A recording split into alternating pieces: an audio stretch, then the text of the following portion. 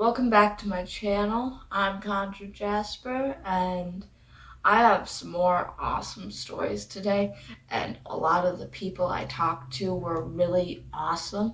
But first, I just wanted to say that my username is ConjuredJasper on all social media. So I have like an Instagram and a TikTok and like all of that stuff. But I'm saying this because I just set up a Discord server, and also I set up I also have Reddit, which you can post stories in. So if you have any stories that you would like me to read on here, my Reddit is on the screen or in the description too. Let's read some of these stories.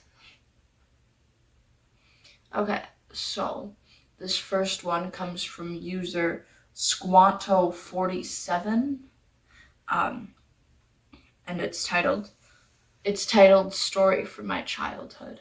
So this story, they posted a whole story on Reddit, but I talked to them and they were really super cool, and so seriously thank you for letting me read this because they went more into detail for my channel, so I'll read that.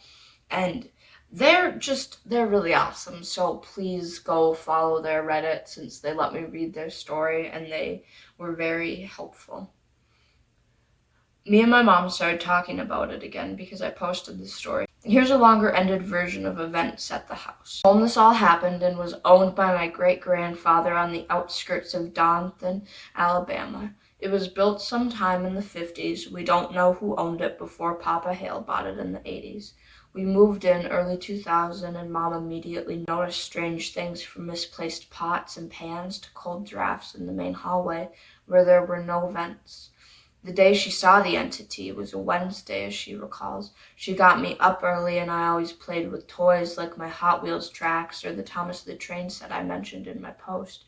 Then she would get ready, put on her face, etc. Why doing her blush? While doing her blush. The old woman in a white gown passed the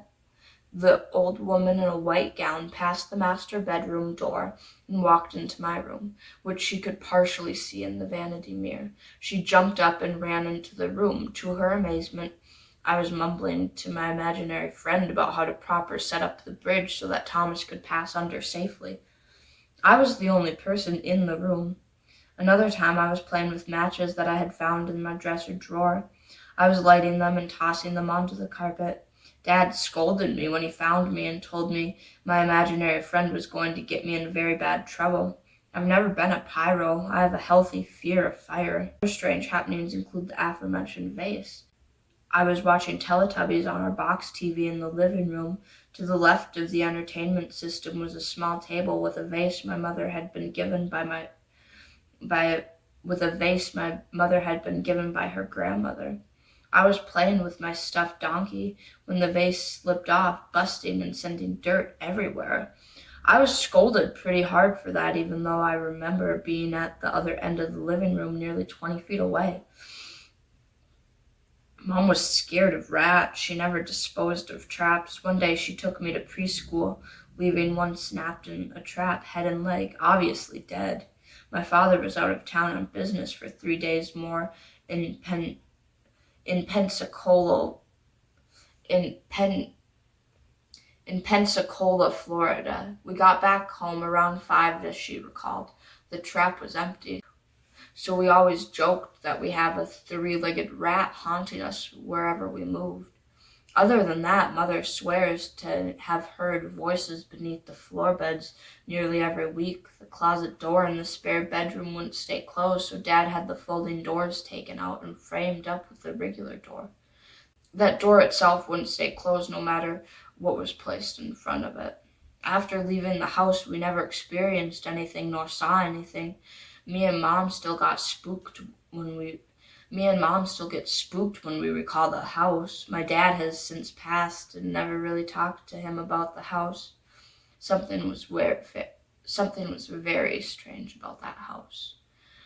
This one was like so just, I always love stories about like haunted houses for some reason. Like, I love stories about anything paranormal, obviously, but like haunted houses are just so interesting to me because, like, yeah.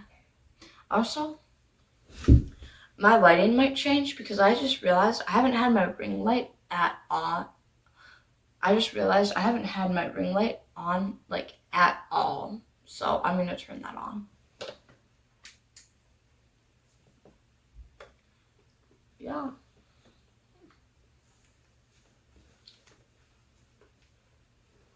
By the way, if I keep like messing up my words today, I don't know why, but today like I've just felt so off, and so talking's like really hard, but I couldn't put off filming this video anymore. So I'm sorry if like sometimes like the cuts are super bad because I keep messing up my words so bad. So I'm probably only going to read like 1 or 2 more stories because, yeah.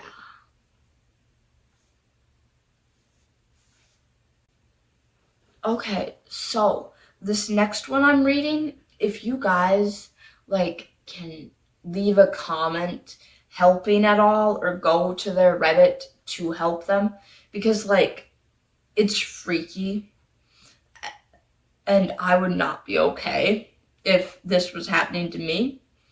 So if you guys know anything that they can do, like provide insight at all, please help them because they are letting me read their story and they're so awesome. And thank you again. And so, yeah, let's just read this story.